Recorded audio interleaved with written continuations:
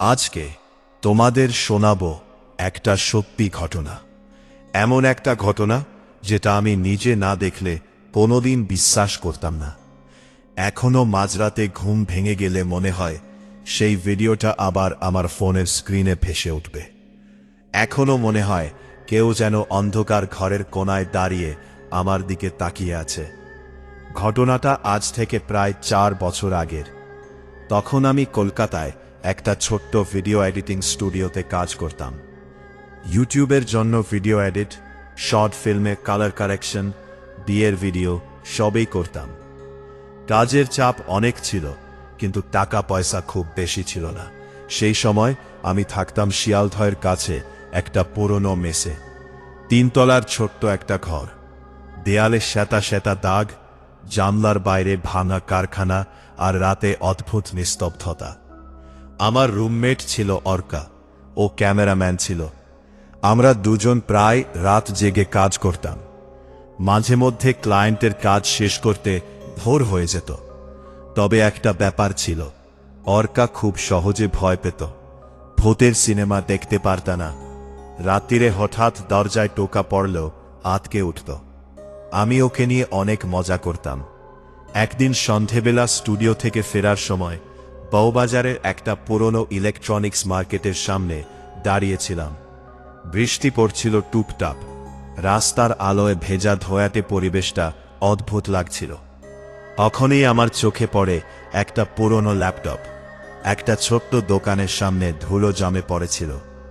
দোকানদার লোকটা রগা, মুখভর্তি দাড়ি, চোখ দুটো অস্বাভাবিক কোডরের ভিতরে ঢুকে গিয়েছিল। আমাকে দেখেই বলল, দাদা, ল্যাপটপ লাগবে? খুব কম দামে দিয়ে দেব। আমি প্রথমে পাত্তা দিইনি, কিন্তু লোকটা বলল ভিডিও এডিটিংয়ের কাজও হবে, ক্যামেরার ফাইল ভালো রান করবে। আমি অবাক হয়েছিলাম, কারণ আমি তাকে বলিনি যে আমি ভিডিও এডিটর। আমি জিজ্ঞেস করলাম, কত? সে বলল 4000। আমি হেসে বললাম, এই জিনিস 4000-এ?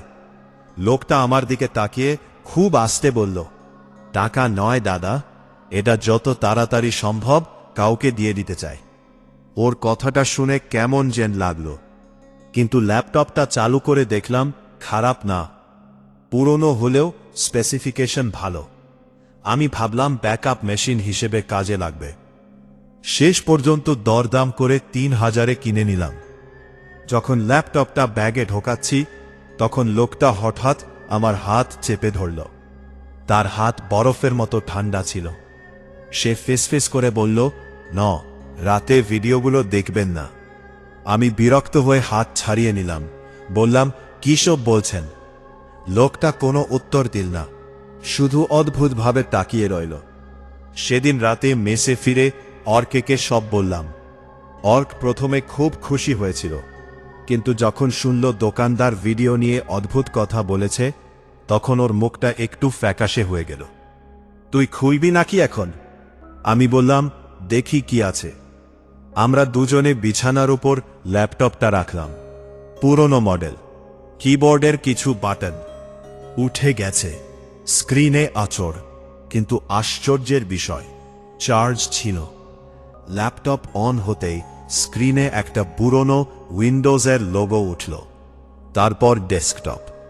ডেস্কটপে মাত্র একটা ফোল্ডার ছিল, নাম ডোন্ট ওয়াচ। অর্কের সঙ্গে সঙ্গে বলল, না ভাই, এটা খুলিস না। আমি হেসে বললাম, এটাই তো খুলব।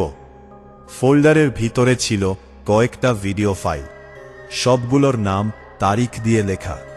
কিন্তু একটা জিনিস অদ্ভুত ছিল, সব ভিডিও রাত 3:17 রেকর্ড করা।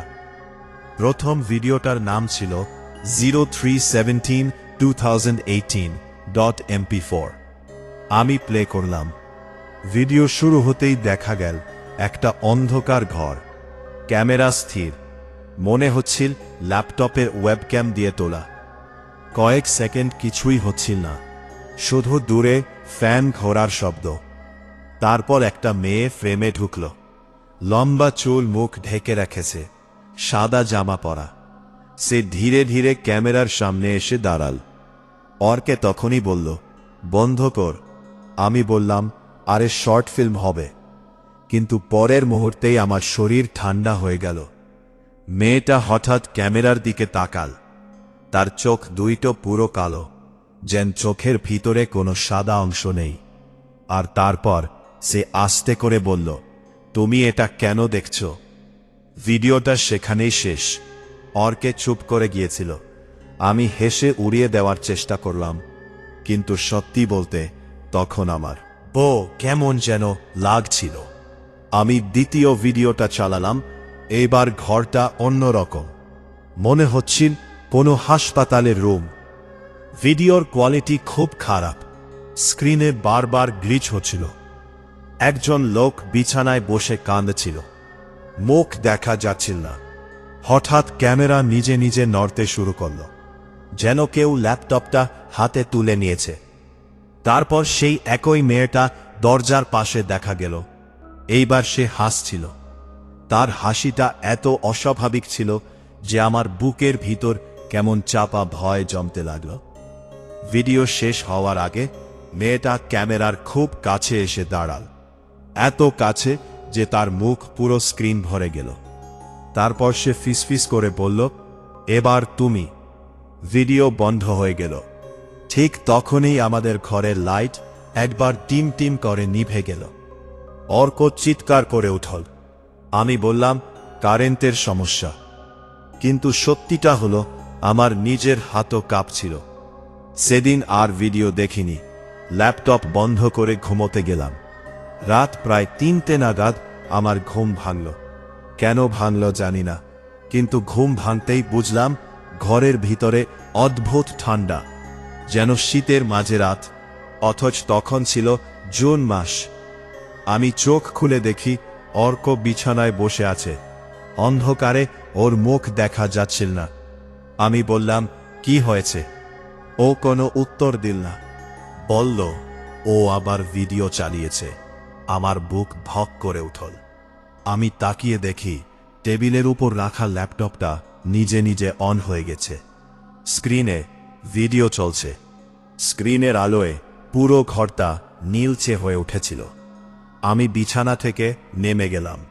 ভিডিওতে দেখা যাচ্ছিল একটা লম্বা করিডর, মনে হচ্ছিল হাসপাতাল।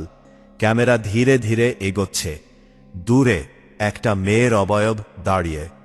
তারপর হঠাৎ স্ক্রিনে ঝাঁকুনি।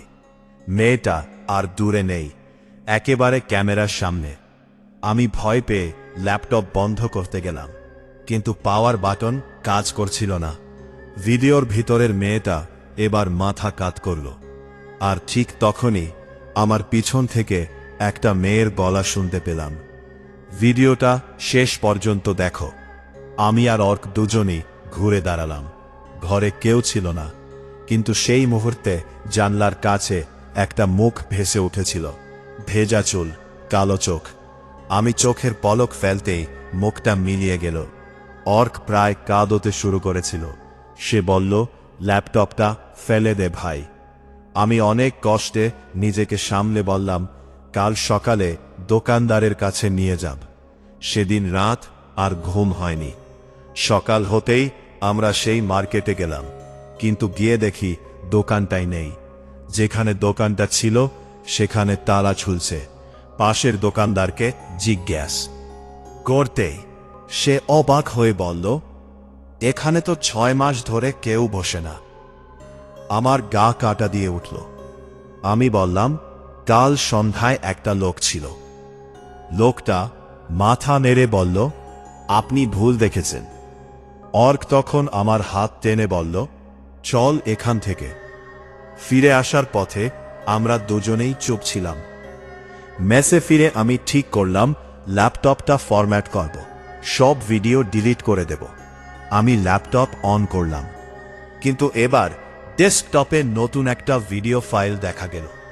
নাম today.mp4। আমার হাত ঠান্ডা হয়ে গেল, কারণ সেই ফাইলটা আগের রাতে ছিল না।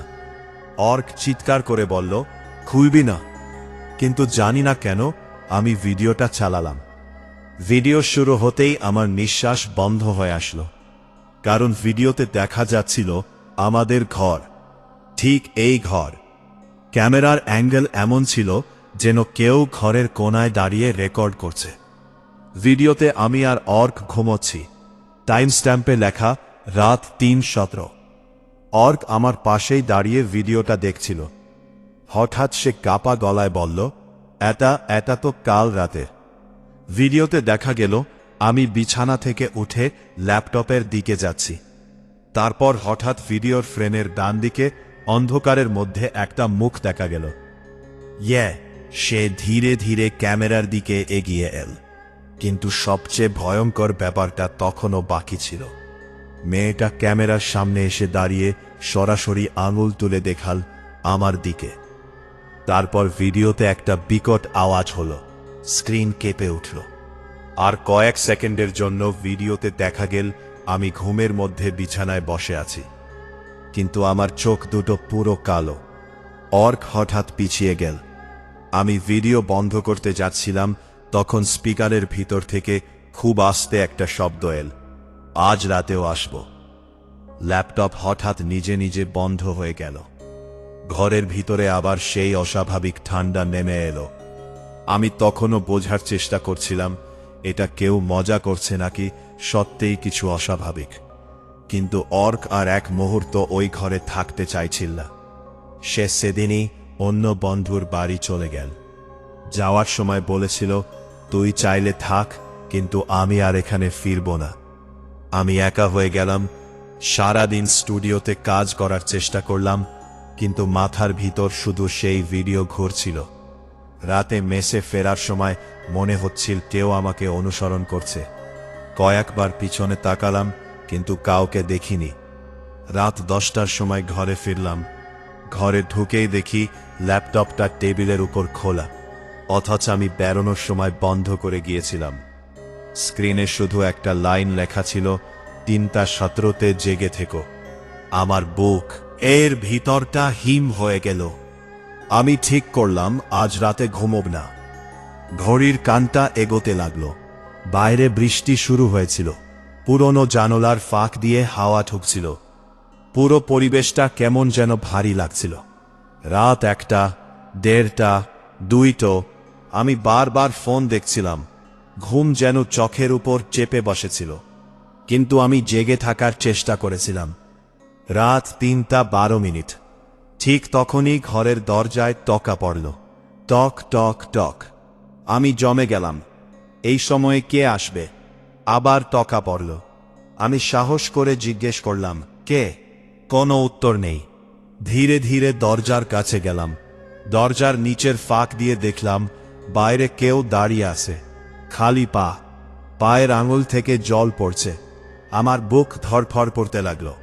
হঠাৎ বাইরে থেকে মেয়েলি গলা ভেসে এলো, দরজা খোলো।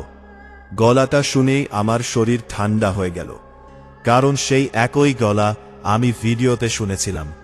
আমি দরজা খুলি নেই, পিছিয়ে এলাম। তখনই ল্যাপটপ নিজে নিজে অন হয়ে গেল। স্ক্রিনে ভিডিও চালু হলো। ভিডিওতে দেখা যাচ্ছে আমার দরজার বাইরের দৃশ্য, যেন বাইরে দাঁড়িয়ে কেউ ক্যামেরা ধরে আছে। আমি আতঙ্কে স্থির হয়ে গিয়েছিলাম।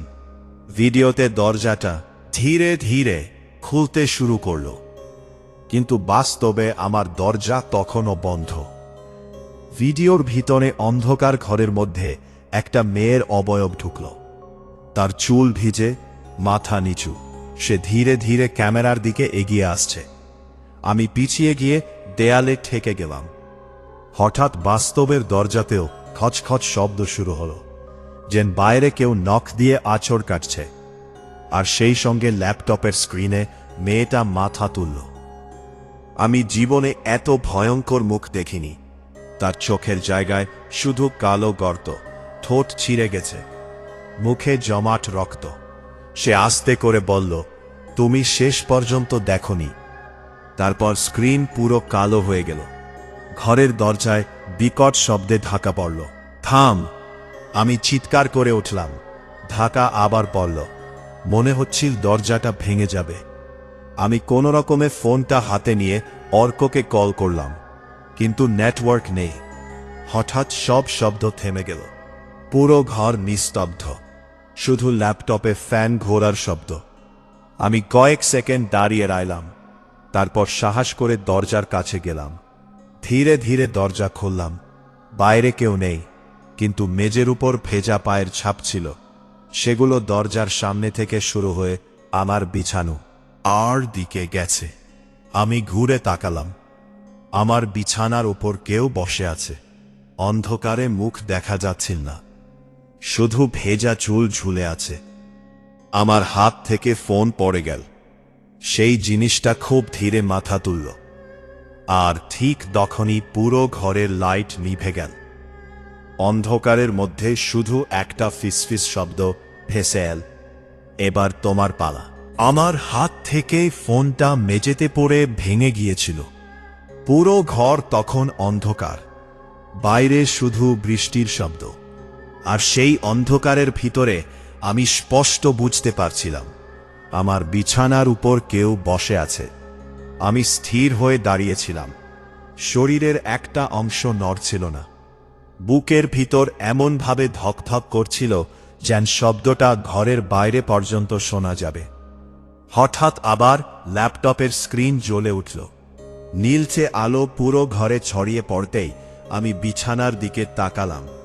কেউ নেই, বিছানা ফাঁকা, কিন্তু বিছানার চাদরের উপর ভেজা দাগ স্পষ্ট দেখা যাচ্ছিল, যেন কিছুক্ষণ আগেই কেউ সেখানে বসেছিল। আমার নিঃশ্বাস আটকে যাচ্ছিল। আমি ধীরে ধীরে পিছিয়ে টেবিলের কাছে গেলাম। স্ক্রিনে আবার সেই ভিডিও চলেছিল, কিন্তু এইবার ভিডিওটা অন্যরকম। স্ক্রিনে দেখা যাচ্ছে একটা পুরনো বাড়ি, চারপাশে গাছপালা। ভিডিওটা কাঁপছিল, যেন কেউ দৌড়ে দৌড়ে রেকর্ড করেছে। দূরে বজ্রপাতের আলোয় কয়েক সেকেন্ডের জন্য বাড়িটার পুরো অবয়ব দেখা গেল। বাড়িটার সামনে একটা বোর্ডে অস্পষ্টভাবে লেখা শান্তিনিকেতন নার্সিং হোম। আমার কপালে ঠান্ডা ঘাম জমে গেল। ভিডিওর ভিতরে হঠাৎ একটা মেয়ের চিৎকার শোনা গেল। এত ভয়ঙ্কর চিৎকার, যেন কাউকে জীবন্ত কেটে ফেলা হচ্ছে। তারপর স্ক্রিনে ঝাঁকুনি। একজন লোক হাঁপাতে হাঁপাতে বলল, ওকে আটকে রাখা যাচ্ছে না। উড়তেই ভিডিও ব্ল্যাক হয়ে গেল। তারপর স্ক্রিনে শুধু একটা লাইন ভেসে উঠল, ও এখন তোমাকে দেখছে। আমি আর এক সেকেন্ডও ঘরে থাকতে পারলাম না। দরজা খুলে সোজা নিচে নেমে এলাম। রাত তখন প্রায় 3:30। মেসের গেট বন্ধ, কেয়ারটেকার ঘুমিয়ে। আমি বাইরে বৃষ্টির মধ্যেই দাঁড়িয়ে রইলাম। সকালে অর্ককে সব বললাম। ও আমার কথা শুনে প্রায় কেঁদে ফেল। আমি তোকে বলেছিলাম ল্যাপটপটা ফেলে দিতে। আমি বললাম, এটার পিছনে কিছু আছে। ওই নার্সিং হোমটা খুঁজে বের করতে হবে। অর্ক অবিশ্বাসের চোখে তাকাল। ওই জিনিসের কাছ থেকে দূরে থাকার কথা ভাবছিস না, উল্টে তদন্ত করতে চাইছিস। কিন্তু তখন আমার মাথার ভিতরে একটা জিনিসই ঘুরছিল, যদি সবকিছুর কোনো ব্যাখ্যা থাকে, যদি কেউ ইচ্ছা করে এসব ভিডিও বানিয়ে থাকে। আমরা দুজনে সেই দিন স্টুডিওতে যাইনি। দুপুরবেলা ল্যাপটপ নিয়ে বসে ভিডিওগুলো আবার দেখতে শুরু করলাম। এইবার একটা জিনিস লক্ষ্য করলাম, সব ভিডিওতেই কোথাও না কোথাও 300-800 সংখ্যাটা আছে। কখনো দেয়ালে লেখা, কখনো ঘড়িতে, কখনো বেড নম্বরে। অর্ক বলল, এটা কোনো ক্লু? আমি বললাম, হতে পারে। তারপর আমরা ভিডিওর ফ্রেম বাই ফ্রেম দেখতে শুরু করলাম। দ্বিতীয় ভিডিওর একটা অংশে কয়েক সেকেন্ডের জন্য একটা নাম দেখা গেল, ডক্টর সৌমেন দত্ত নামের নিচে হাসপাতালের লোগো। আমি সঙ্গে সঙ্গে গুগলে সার্চ করলাম। অদ্ভুতভাবে খুব বেশি কিছু পাওয়া গেল না, শুধু একটা পুরনো নিউজ আর্টিকেল। তাতে লেখা, প্রায় 8 বছর আগে শহরের বাইরে একটা নার্সিং হোম হঠাৎ বন্ধ হয়ে যায়। কয়েকজন রোগী নিখোঁজ হয়েছিল, পুলিশ কেস হয়েছিল, কিন্তু পরে সব চাপা পড়ে যায়। আর সেই নার্সিং হোমের নাম শান্তিনিকেতন নার্সিং হোম। আমার বুকের ভিতর কেমন মোচড় দিয়ে উঠল। অর্ক বলল, ব্যাস, এখানেই শেষ, আমরা আর এগোব না। কিন্তু আমি থামিনি। আমি ওই নিউজের রিপোর্টারের নাম খুঁজে বের করলাম। অনেক কষ্টে একটা পুরনো ফেসবুক প্রোফাইল পেলাম, সেখানে নম্বরও ছিল। আমি ফোন করলাম। বিকেলের দিকে একজন বয়স্ক লোকের গলা ভেসে এল। আমি পুরো ঘটনাটা বললাম না, শুধু বললাম শান্তিনিকেতন নার্সিং হোম নিয়ে কিছু জানতে চাই। লোকটা কয়েক সেকেন্ডের চুপ করে রায়। তারপর বলল, আপনি কেন জানতে চাইছেন? আমি বললাম, একটা ডকুমেন্টারির কাজ করছি। লোকটা খুব নিচু গলায় বলল, ওই জায়গা নিয়ে কাজ করবেন না, যারা করেছে তাদের অনেকেরই খারাপ পরিণতি হয়েছে। আমার শরীর ঠান্ডা হয়ে গেল। আমি জিজ্ঞেস করলাম, ওখানে কি হয়েছিল? লোকটা বলল, লোকজন বলত সেখানে রাতে রোগীদের উপর অদ্ভুত এক্সপেরিমেন্ট হতো। কয়েকজন রোগী নাকি হঠাৎ উধাও হয়ে যায়। তারপর একদিন একটা মেয়ে মারা যায়। তারপর থেকেই সমস্যা শুরু। আমি বললাম, কি সমস্যা? ওপাশে কিছুক্ষণ নীরবতা। তারপর সে ফিসফিস করে বলল, মেয়েটা মারা যাওয়ার পরেও ক্যামেরায় দেখা যেত। আমার হাত কেঁপে উঠল।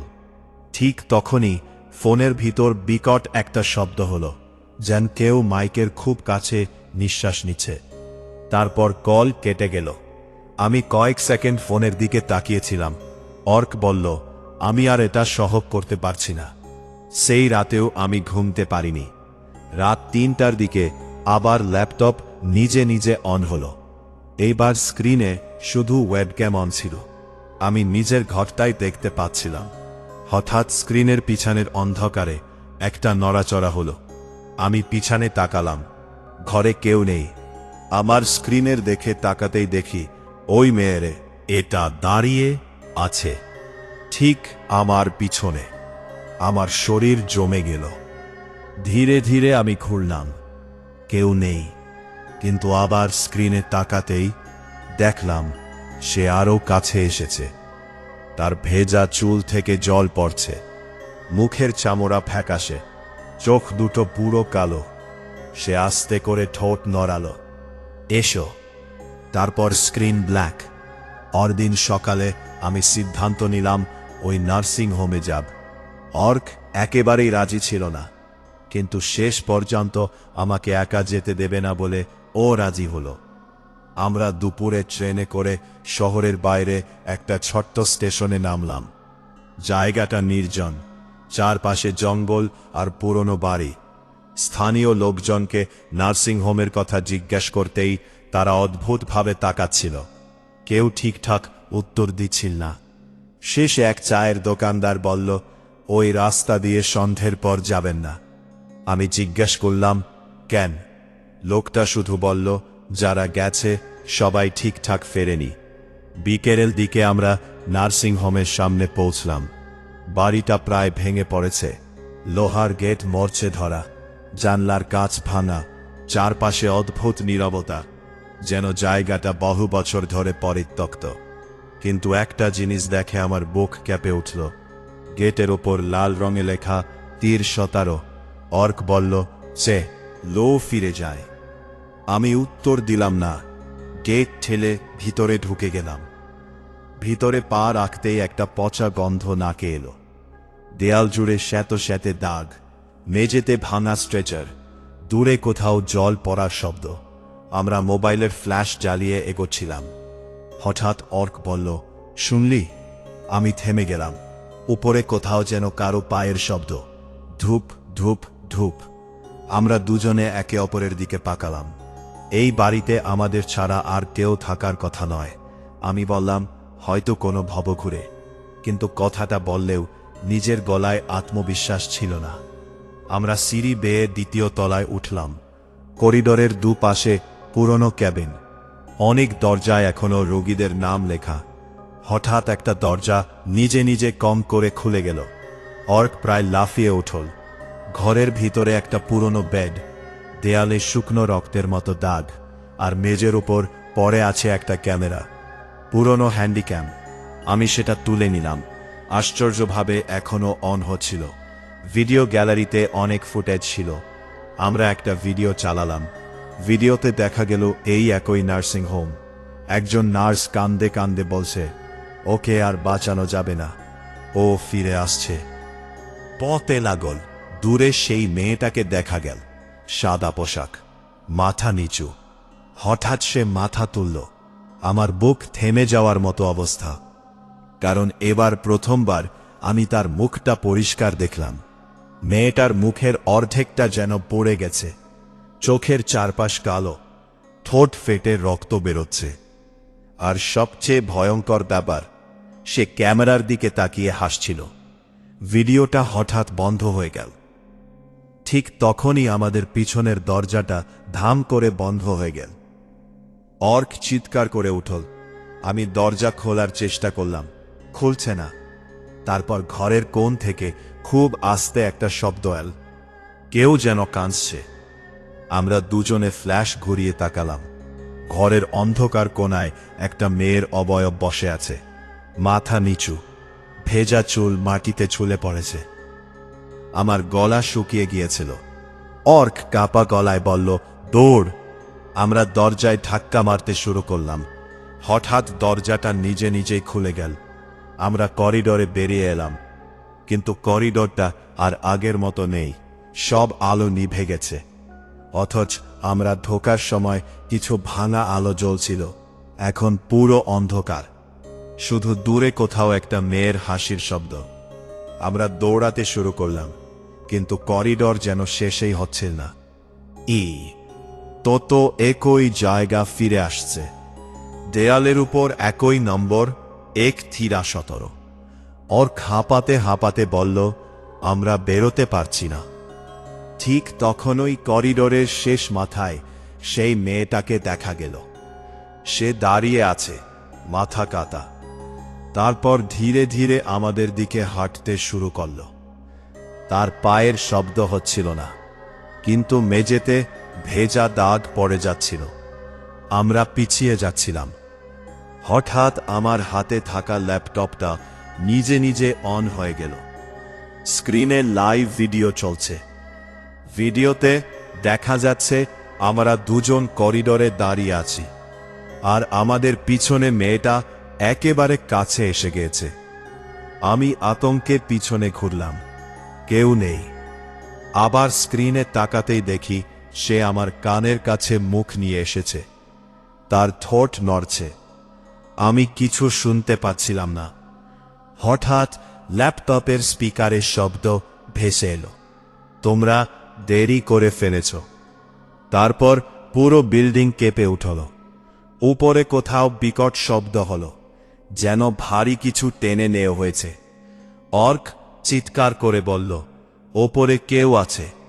আমি জানি না কেন, কিন্তু সেই মুহূর্তে আমার মনে হচ্ছিল আমাদের ওপরে যেতেই হবে, যেন কেউ টেনে নিয়ে যাচ্ছে। আমরা সিঁড়ি দিয়ে 3য় তলায় উঠলাম। 3য় তলাটা আরও ভয়ঙ্কর। দেয়ালে অদ্ভুত আঁকিবুঁকি, অনেক জায়গায় শুকনো কুত্তের দাগ। একটা দরজার উপর লেখা, রোম 300। আমার বুকের ভিতর কেঁপে উঠল। দরজাটা আধো খোলা ছিল, ভিতর থেকে ঠান্ডা বাতাস বেরোছিল। আমি ধীরে ধীরে দরজা ঠেললাম। ঘরের ভিতরে একটা হাসপাতালের বেড, পাশে মরচে ধরা যন্ত্রপাতি, আর দেওয়ালের সঙ্গে বাঁধা চামড়ার স্ট্র্যাপ, যেন কাউকে আটকে রাখা হতো। হঠাৎ ল্যাপটপের স্ক্রিনে আবার ভিডিও চালু হলো। ভিডিওতে দেখা যাচ্ছে এই একই ঘর, কয়েকজন ডাক্তার দাঁড়িয়ে আছে। বেডের উপর একজন মেয়ে শুয়ে, হাত পা বাঁধা। সে চিৎকার করছে। একজন ডাক্তার বলল, ওর শরীর মারা গেলেও ওর চেতনা থেকে যাবে। তারপর ভিডিওতে ঝাঁকুনি। মেয়েটা হঠাৎ ক্যামেরার দিকে তাকাল, আর আমি বুঝলাম এটাই সেই মেয়ে। হঠাৎ ভিডিওর ভিতরের মেয়েটা চিৎকার করে উঠল। ঠিক সেই মুহূর্তে বাস্তবের ঘরের পিছন থেকে একই চিৎকার ভেসে এল। আমরা দুজনে ঘুরে দাঁড়ালাম। ঘরের অন্ধকার কোণায় সে দাঁড়িয়ে আছে, এইবার আগের চেয়ে অনেক পরিষ্কার। তার পুরো শরীর ভিজে, চোখ থেকে কালো তরল গড়িয়ে পড়ছে।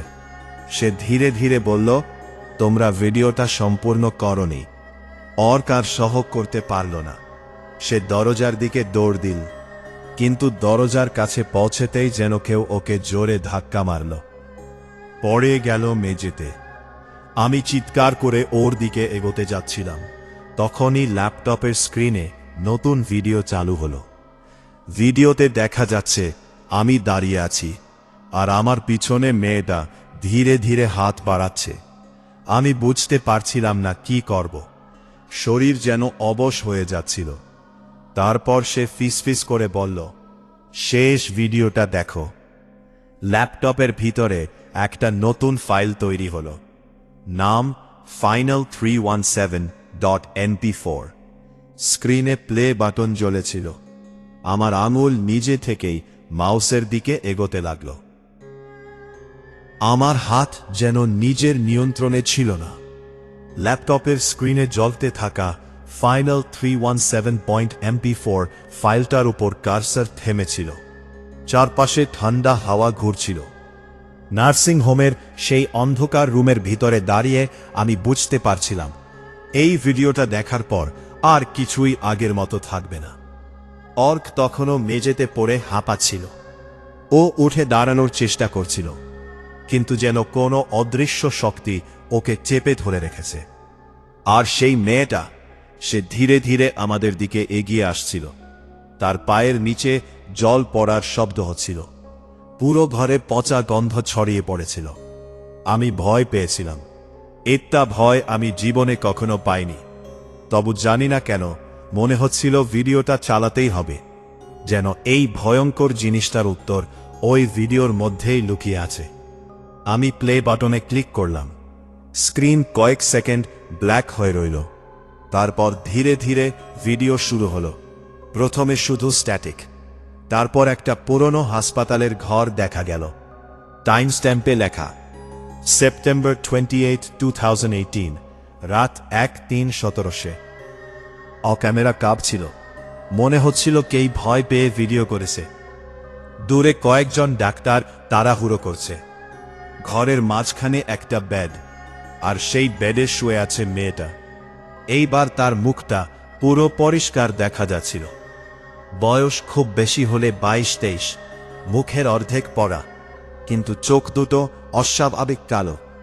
ভিডিওতে একজন ডাক্তার বলল, ওর পালস বন্ধ হয়ে গেছে। আরেকজন বলল, অসম্ভব, ও এখনো চোখ খুলে আছে। হঠাৎ মেয়েটা ধীরে ধীরে উঠে বসল। তার হাত পা তখনও বাঁধা। তারপর সে সরাসরি ক্যামেরার দিকে তাকাল। আমার বুকের ভিতরটা বরফ হয়ে গেল, কারণ সেই মুহূর্তে মনে হচ্ছিল সে ভিডিওর ভিতর থেকে আমাকে দেখছে। শুধু ক্যামেরাম্যানকে নয়, আমাকে। ভিডিওতে মেয়েটা খুব আস্তে বলল, ওরা আমাকে মেরে ফেলেছে। তারপর পুরো ঘরের আলো টিমটিম করে নিভতে শুরু করল। ভিডিওর মধ্যে ডাক্তাররা চিৎকার করেছে। কেউ একজন বলল, ক্যামেরা বন্ধ কর। তারপর হঠাৎ স্ক্রিন ক্যাপে উঠল। কয়েক সেকেন্ড শুধু বিকট শব্দ, আর তারপর যা দেখা গেল সেটা আজও ভুলতে পারিনি। ঘরের সব ডাক্তার মেঝেতে পড়ে আছে। কারো মুখ দেখা যাচ্ছে না। চারপাশে রক্ত, আর মেয়েটা দাঁড়িয়ে আছে ক্যামেরার সামনে। তার মুখে অদ্ভুত হাসি। সে ধীরে ধীরে ক্যামেরার কাছে এল, এত কাছে যে শুধু তার চোখ দুটো দেখা যাচ্ছিল। তারপর সে বলল, এখন ওরা সবাই ভিডিওর ভিতরে আটকে আছে। ভিডিওটা হঠাৎ বন্ধ হয়ে গেল। ঠিক সেই মুহূর্তে আমাদের চারপাশের পুরো রুম ক্যাপে উঠল। দেয়ালের প্লাস্টার ঝরে পড়তে লাগল। অর্ক চিৎকার করে উঠল, আমাদের এখান থেকে বেরোতে হবে। আমি ওকে টেনে তুললাম, কিন্তু তখনই দরজাটা ধাম করে বন্ধ হয়ে গেল। পুরো রুম অন্ধকার, শুধু ল্যাপটপের স্ক্রিন নীল জ্বলছে। তারপর স্পিকার ভিতর থেকে মেয়েটার গলা ভেসে এল, তোমরা এখন দেখেছ, এবার তোমরাও থাকবে। আমার বুক ধরফর করতে লাগলো। হঠাৎ ঘরের কোণ থেকে একটা শব্দ এলো, যেন কেউ দেয়ালে নখ ঘষছে। খরররররর। আমরা ফ্ল্যাশ ঘুরিয়ে তাকালাম। দেয়ালের উপর রক্ত দিয়ে একটা বাক্য লেখা হচ্ছে, নিজে নিজে, পিছনে তাকিও না। অর্ক সঙ্গে সঙ্গে ঘুরে দাঁড়াল, আর পরের মুহূর্তেই ও চিৎকার করে উঠল। আমি তাকিয়ে দেখি মেয়েটা ঠিক ওর পিছনে দাঁড়িয়ে। তার মুখ একেবারে অর্কের কানের কাছে। অর্ক ছিটকে পিছিয়ে গেল, কিন্তু মেয়েটা যেন বাতাসের মতো মিলিয়ে গেল। আমরা দরজা ধাক্কা দিতে লাগলাম, খুলছে না। তখনই ল্যাপটপের স্ক্রিনে আবার ভিডিও চালু হলো, কিন্তু এইবার ভিডিওতে যা দেখা যাচ্ছিল সেটা দেখে আমার মাথা ঘুরে উঠল। ভিডিওতে দেখা যাচ্ছে আমরা দুজন এই রুমে দাঁড়িয়ে আছি, ঠিক এখনকার মতো, মানে কেউ আমাদের লাইভ রেকর্ড করছে। অর্ক হাঁপাতে হাঁপাতে বলল, ও আমাদের সঙ্গে খেলছে।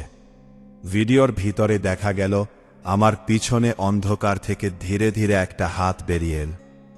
আমি আতঙ্কে পিছনে ঘুরলাম, কেউ নেই। আবার স্ক্রিনে তাকাতেই দেখি হাতটা এখন আমার কাঁধে। তারপর স্ক্রিনের ভিতরের আমি হঠাৎ কাঁপতে শুরু করল। আমার নিজের শরীরও সেই মুহূর্তে অসাড় লাগছিল। মাথার ভিতরে কারো ফিসফিসানি শুনতে পাচ্ছিলাম, থেকে যাও, এখানেই থেকে যাও। আমি কান চেপে ধরলাম, কিন্তু গলাটা আরো জোরে শোনা যাচ্ছিল। অর্ক আমার হাত ধরে টান দিই, স্ক্রিনের দিকে তাকাস না। আমি জোর করে ল্যাপটপটা বন্ধ করে দিলাম। 1 সেকেন্ডের জন্য পুরো রুম নিস্তব্ধ। তারপর দরজাটা আস্তে করে খুলে গেল। আমরা এক মুহূর্ত নষ্ট না করে দৌড় শুরু করলাম। করিডোরের ভিতর তখন অন্ধকার। দূরে কোথাও একটা মেয়ের হাসি প্রতিধ্বনি হচ্ছিল। আমরা সিঁড়ির দিকে দৌড়াচ্ছিলাম, কিন্তু বারবার মনে হচ্ছিল কেউ আমাদের পিছন থেকে অনুসরণ করেছে। ধূপ ধূপ ধূপ পায়ের শব্দ। আমরা দ্বিতীয় তলায় নেমে এলাম। ঠিক তখনই উপরের দিক থেকে একটা বিকট চিৎকার শোনা গেল, যেন কেউ প্রচণ্ড যন্ত্রণায় কাঁদছে। অর্ক থেমে গেল। ওটা কি? আমি বললাম, দৌড়া।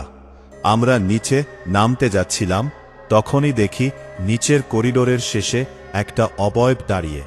সেই মেয়েটা। সে আমাদের দিকে তাকিয়েছিল, তার মুখে কোনো অভিব্যক্তি নেই। তারপর ধীরে ধীরে সে হাত তুলো। হঠাৎ চারপাশের সব দরজা একসঙ্গে বন্ধ হতে শুরু করল। ধাম ধাম ধাম। পুরো বিল্ডিং কেঁপে উঠছিল। আমরা সিঁড়ির পাশে একটা রুমে ঢুকে দরজা বন্ধ করলাম। ঘরটা ছোট্ট, ভিতরে পুরনো ফাইল, ভাঙা চেয়ার, মরচে ধরা আলমারি। অর্ক হাঁপাতে হাঁপাতে বলল, আমরা মরব। আমি কিছু বললাম না, কারণ আমার নিজেরও তখন ঠিক সেই কথাই মনে হচ্ছিল। ঠিক তখনই একটা শব্দ শুনলাম, খট ঠট খট। আলমারির ভিতর থেকে আসছে। আমরা দুজনেই চুপ হয়ে গেলাম।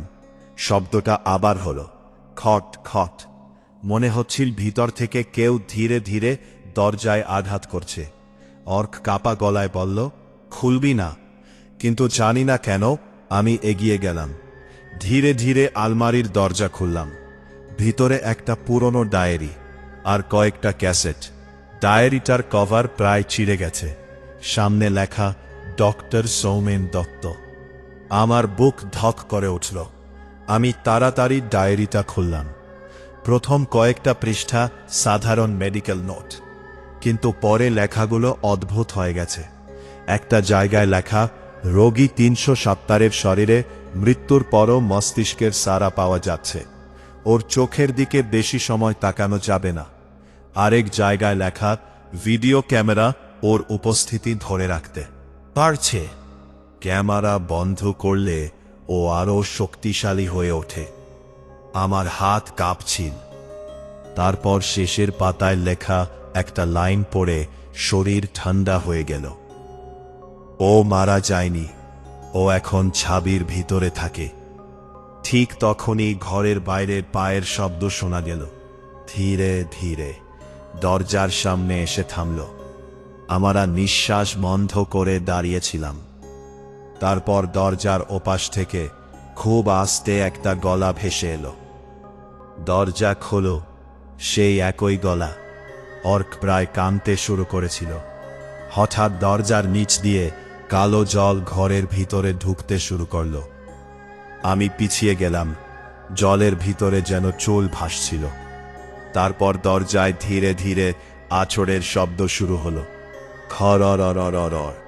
আমরা বুঝতে পারছিলাম ও বাইরে দাঁড়িয়ে আছে। হঠাৎ আমার চোখ ক্যাসেটগুলোর দিকে গেল।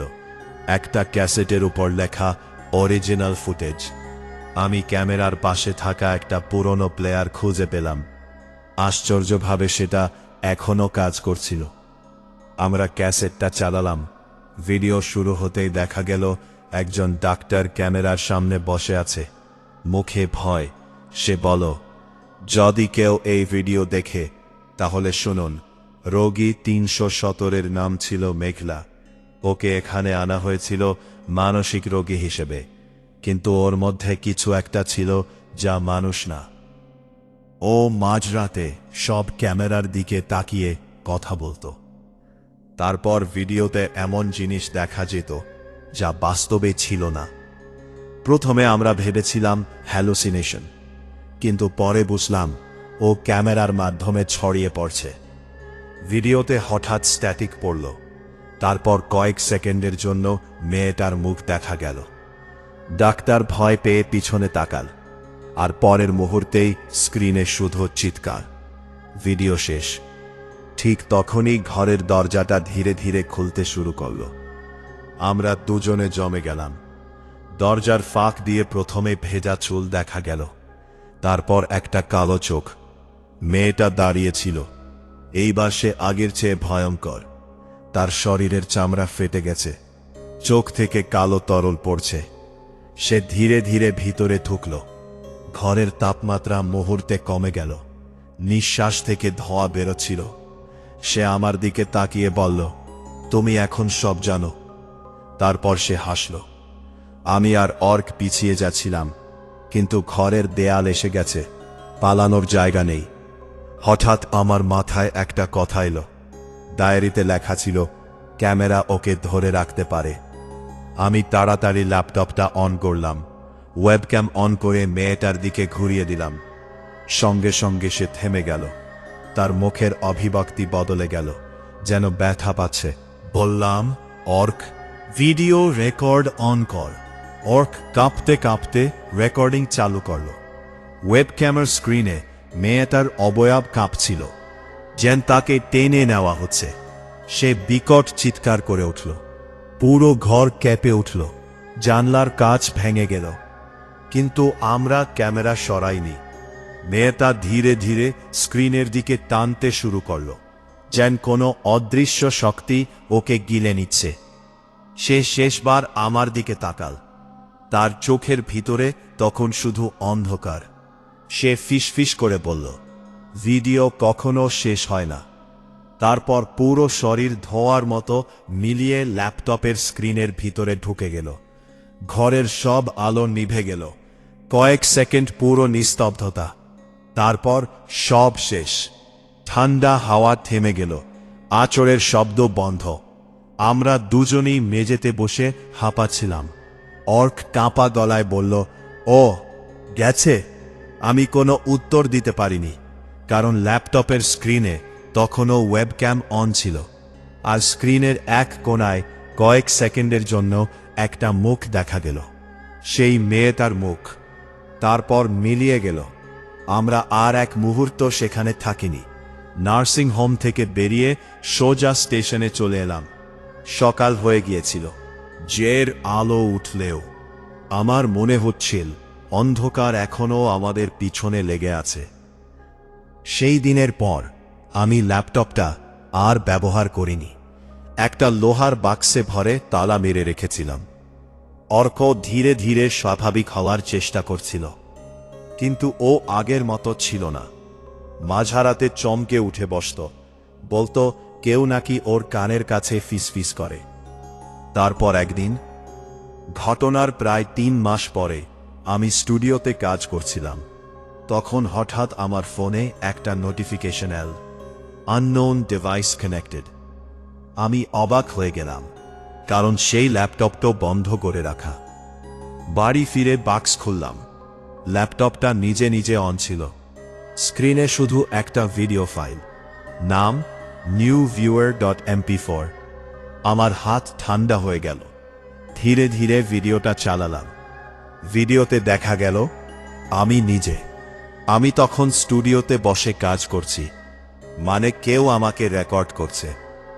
তারপর ভিডিওর পিছনের অন্ধকারে ধীরে ধীরে একটা মুখ দেখা গেল, ভেজা চুল, কালো চোখ। সে ক্যামেরার দিকে তাকিয়ে হাসছিল। আর ঠিক ভিডিও শেষ হওয়ার আগে সে ফিসফিস করে বলল, আমি এখনো আছি। সেই রাতের পর আমি ল্যাপটপটা পুড়িয়ে ফেলেছিলাম। অন্তত আমি তাই ভেবেছিলাম। কিন্তু আজ এতদিন পরে যখন তোমাদের এই ঘটনা বলছি, তখনও মাঝে মাঝে মাঝে রাতে ফোনের স্ক্রিন নিজে নিজে জ্বলে ওঠে, আর সেখানে কয়েক সেকেন্ডের জন্য একটা ভিডিও নোটিফিকেশন দেখা যায়। সময় লেখা থাকে 3:17 AM। আমি আজও সেই নোটিফিকেশন খুলি না, কারণ আমি জানি কিছু ভিডিও একবার শুরু হলে আর কখনো শেষ হয় না। সমাপ্ত। গল্পটা যদি তোমাদের ভালো লেগে থাকে তাহলে অবশ্যই চ্যানেলটা সাবস্ক্রাইব করে পাশে থেকো, কারণ এরকম আরও ভয়ঙ্কর সত্যি ঘটনার গল্প আমি নিয়ে আসব খুব তাড়াতাড়ি। আর আজ রাত 3:17 যদি হঠাৎ কোনো অচেনা ভিডিও নোটিফিকেশন আসে, ভুলেও খুলবে না।